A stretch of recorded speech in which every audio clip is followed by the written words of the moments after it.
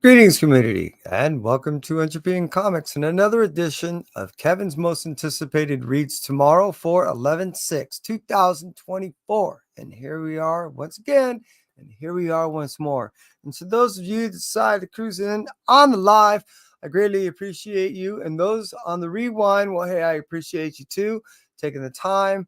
And if you could, possibly subscribe. For those of you on the live, let's go ahead and make acknowledgments of you now. And you here, appreciate Las Cruces. DJ, dude, you the man. I got your shipping information, and hopefully tomorrow that will be going out. And to you, Agu, I appreciate you. Moving out and talk about comics because there is no time to waste. Let's start over at DC with Absolute Superman, issue number 1. Myself, I ended up getting the blank cover. I have been getting a lot of sketches of late, and well, being that the whole Absolute series has been taking off like crazy, and I've been getting sketches kind of like crazy, I felt the two was kind of serendipitous. So I've been getting not only the blank covers, but I've been jumping into this universe, not heavily. I am admittingly, they just kind of skimming it. I'm not a huge DC person, and I admit this whole universe is starting out. So it not only is slightly intimidating on how big it might get and how extensive it might be, but it also does seem like an easy jumping point on for me. So I'm kind of on both sides of this fence, and I am making it clear that I am jumping on both sides as I speak. What I'm saying is I'm dancing on this precipice because I don't know if I really want to commit. However, I've been doing the blanks because it's easy to just kind of skim through, not get overly involved, and hopefully down the road just get something drawn and call it a day. But I am anticipating to get into it just to see, if nothing else, to quell my curiosity. Moving out from DC, Absolute Superman that's coming out to you, issue number 1 tomorrow on 11/6/2024. Let's move out over to the Marvel so we can talk about a few more. We're going to start off with Blood Hunters issue number 4. Did I just say Blood Hunters? Blood Hunters issue number 4. This has been a really cool series, and what's really unique and interesting for me to touch on is the fact that this is something that is extended beyond the normal McKay storyline that we had on the Blood Hunt Red Band stuff, or just Blood Hunt in general, as far as the event happened over the summer. Anything that happens beyond that and is still rather interesting and entertaining to read, in my opinion, it stands a test of saying that it was more than just a single event that he was here today and gone tomorrow, but something that is long lasting and is possibly a decent storyline to keep continuing, which, in my opinion, again, Blood Hunters has been able to do just that. And issue number 4 comes out to you tomorrow, this Wednesday on 11/4. Did I say 11/4? God, man, I'm correcting myself a lot. 11/6/2024. Moving out from that, let's talk about Kahori, Reshaper of the Worlds, which is a Native American female that has been touched by the Tesseract in a way in which that it give her powers to go ahead and reshape her reality in the world in which we live in. I'm kind of digging this. And the fact that we get a new Native American individual in the Marvel Universe, well, that's kind of cool, especially if it does play a somewhat significant role in next year's storyline, which I'm hearing there might be a couple stories coming out. Back to the point. Kahori Reshaper of Worlds is a story that I'm not only looking forward to reading, but I want to see how it will reshape and reflect on future not only stories coming up, but how it does its story presenting itself as is. Kahori Reshaper of Worlds, issue number 1, coming out tomorrow. Moving on from that, let's talk about Kid Venom, issue number 3. What I really been digging about this story is you get a real Japanese folklore style feel and vibe in the storyline. This is the 1 in 25, and all of the issues have been having a really interesting textured feel in the palette, and the deliverance in the art does directly feel like it has that same vibe trying to convey in the sense of that Japanese folklore. It has a very hybrid feel as far as the art is concerned, because you can see it's definitely drawn, but it almost has a watercolor texture to it as far as the overlay. It's really cool. I really dig it. And I have only one gripe. Kid Venom was first given to us approximately a year ago, and here we are still only getting issue number 3 after its debut. That's a long time for us to, one, wait for these issues, and two, think that we're going to go ahead and retain a remembrance of what's going on in the story. Very difficult, especially if you're reading multiple issues or multiple storylines of other stuff. That doesn't diminish from the fact that this is a good book. It's just poorly timed on release. That's it.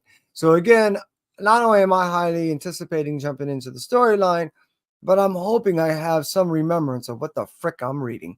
Moving out from the Kid Venom issue number 3, coming out to you tomorrow, we're going to talk about Spider-Man Black Suit and Blood issue number 4.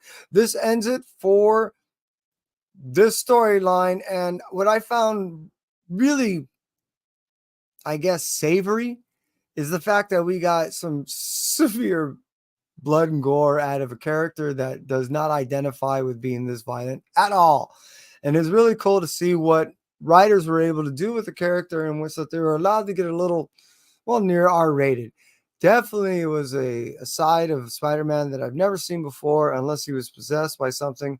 And I thoroughly enjoyed and was entertained by this series. So again, Spider-Man Black Suit and Blood issue number 4 coming out to you tomorrow, 11/6/2024. Let's cruise out from that Spider-Man story and talk about another Spider story in Spider Society issue number 4, which is also finishing out its storyline with this issue in this series. This has also been a rather different series in the dynamics of how it's told, because it has a hybrid feel of almost a Spider-Verse thing, but it almost came across almost kind of like that Spider-Man storyline where we got the birth of, or the appearance of Spider-Boy. It had this odd feel, and I mean, I'm not trying to diminish anything from it. It was enjoyable in its reading. It just, I couldn't get a feel of a pace or anything. I don't know.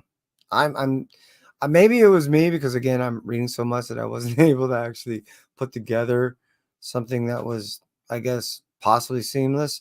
But it seemed like there were like these breaks. I might have missed something. Let's just say that. I'm looking forward to reading this, because I think it's going to go ahead and make a lot of sense on the storyline that I was reading. I've been enjoying it, but I just been a little bit lost. But Spider Society issue number 4 is definitely something I've been looking forward to. Moving on from that, let's talk about Ultimates issue number 6. This is a big issue. It's involving Hulk. Big Hulk. Well, we get an Ultimate Hulk. Big Hulk.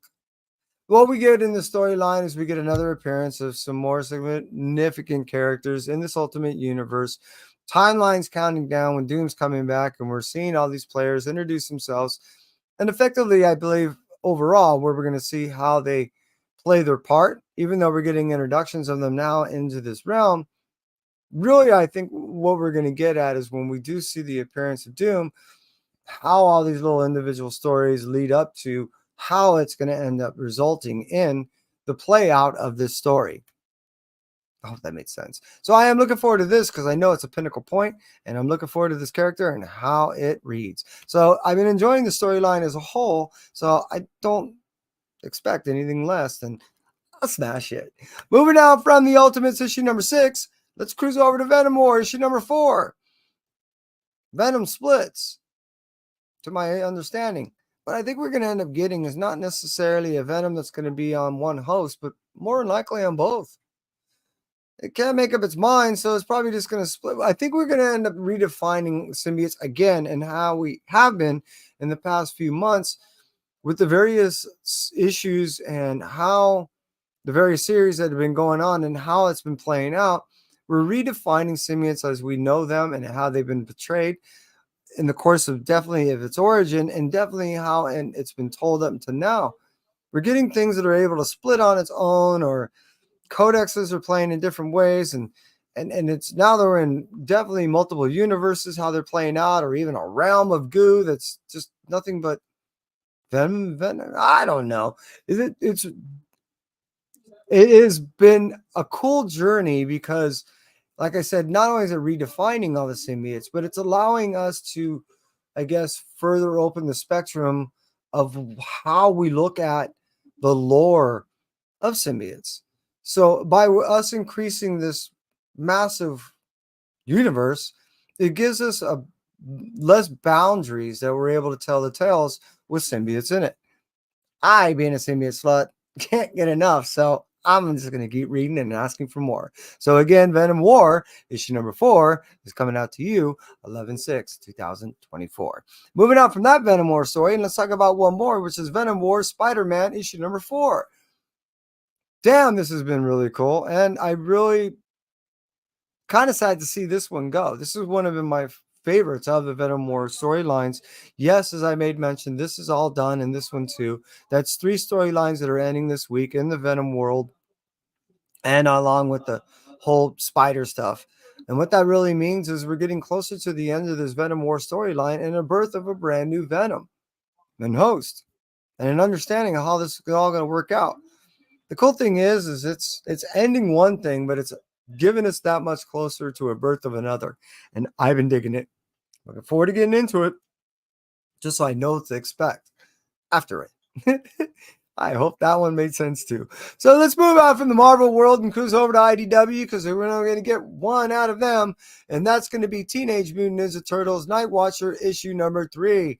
Ever since issue number 1, I was thoroughly locked in and just enthralled due to the fact that I ended up finding the identity of the character that was going to be portrayed throughout the whole storyline is the one that really didn't expect, and to, I guess, possibly on a subconscious level, was hoping for.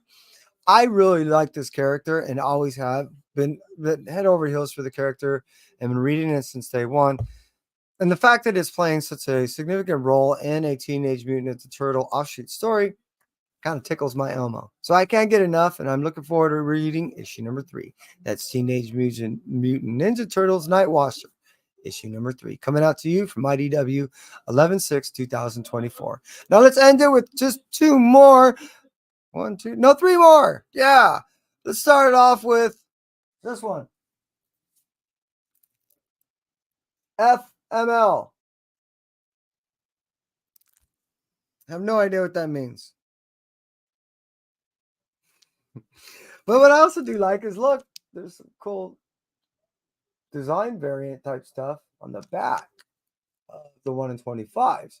And if they do this on every issue, you guys suck butt, because this is going to get, oh man, I might have to get the whole complete set. And that's just... Anyways, I've been looking forward to this for just a little bit of time. I ended up finding out only but recently what the storyline was truly about. Basically, a bunch of metalheads in a kind of suburban type area during a pandemic. Doesn't matter which one. And it just, I don't know, kind of just so resonated with what we've been through, stuff that I remember, things that we go, I don't know. It was a neat interweaving of an idea that I guess it just resonates with, and I just want to see where it goes. Being that Grommets was one of those stories, I know I'm deviating, that I was told for so much to go ahead and purchase, and I waited until issue number 5 until I got the whole series. I didn't want that to be the same circumstance when it came to FML, which is by Dark Horse Entertainment. And I did not want that to be something that I was looking for down the road, knowing that it was something I could have easily purchased at the time. So that's why I ended up getting FML issue number 1, and that will be coming out to you tomorrow on a Wednesday, 11/6/2024. Now let's cruise over and talk about Survival Street, Radical Left, issue number 2. This is a volume 2 comic, and ever since issue number 1 of volume 1, I've been locked down and head over heels with this series. It is definitely a neat, satirical, and poignant way of looking at a lot of the social and political aspects of our present day circumstances and possible future circumstances that may arise, not only in our country, but others. I know it's only a fictitious tale, but at the same point, it does touch eloquently on things that are rather relevant into today's society and things that are presently happening, not only in our governments around the world, but our own present ones in our own society and our own domestic governments now. It's Been interesting, fun, and scary as fuck, and I can't get enough. So that's why I want to jump on my, that issue and just not rip it apart, but jump into and tear open the bag, leave the board of Survival Street, Radical Left, issue number 2. But the one that we're here for is, that's right, the blue light special this week is Kanto, A Place Like Home, issue number 6. This one hurts. The reason why I've been following this thing for well over 5 years. Kanto is a storyline that I end up meeting David Boer and Drew Zucker and many of people that were not even associated with the comic. It was the start of 1-2 Comic Talk, which then led to Entropy in Comics. Kanto is a story well beyond stories in the sense it touched my heart so much that this little night has just become so much to me that it is, as I stated, more of a story than it is part of a family that I've been able to obtain over the time in which that I've been reading the story. I recently ended up seeing David not only at an event just the other day, but at LA Comic Con, San Diego Comic Con, and so many events over the years that I feel that he's considerably more than just an acquaintance that I meet, a writer that I know. He's almost part of a family that I've never had. An individual that has wrote a story that, be honest, touched my head. It's significantly touched my heart and my family. We've all read it. We've all, meaning the first volume, and thoroughly enjoy what that night stands for. Kanto is a story that I recommend for all. It is an all ages story that does touch all ages, hearts, minds, and souls alike. It's difficult not to fall in love with this character unless you're just devoid of of caring or just heart of any type, because this story is nothing but. Kanto is so eloquently and so well written that it's hard to put down. And now that it's ending, it's hard to say that it's going to end. I talked to David on multiple occasions about the significance of what this character meant to me, and told that it would be difficult, and not only speaking for myself, but I feel for others, to see this character just go in the ether once it's done. He made assurance that there will be something down the road that, possibly we're not going to get these ongoing series anymore, but the character hopefully will not just go away. Kanto is something that I not only stated in the past many a times, but as I state right now, if you've not been familiarized with the series, it will be, as I hope I convinced David, coming out in some large, massive, like, collection that I hope one day to get myself, but will be hopefully made available to you if you just want to get it all in one fell swoop. I do recommend getting all the trades, and I swear there is no way that you'll be in any form of disappointment once you've read Kanto. Now, again, Kanto, issue number 6, A Place Like Home, will be coming out to you 11/6/2024. And for all of those that decided to hang out with me on the live and those that decided to hang out with me on the rewind, I greatly appreciate you more than you'll ever know. Agu, DJ, Las Cruces, Jag, you guys are awesome. And without you, it'd be just hella boring me talking to me. That's what makes it so special. You guys are awesome. And those that cruise on the rewind, you're no less significant, considerably more. I see meaning, because I see that you guys are the ones that end up giving me the majority of my views. So those of you on the live, thank you for the support. I appreciate you, and it allows me to do this. Those of you on the rewind, it's what you keep me going for, because it actually shows on the algorithm. So thank you on both sides of the fence. And that's it for me. Entropy. You stay well.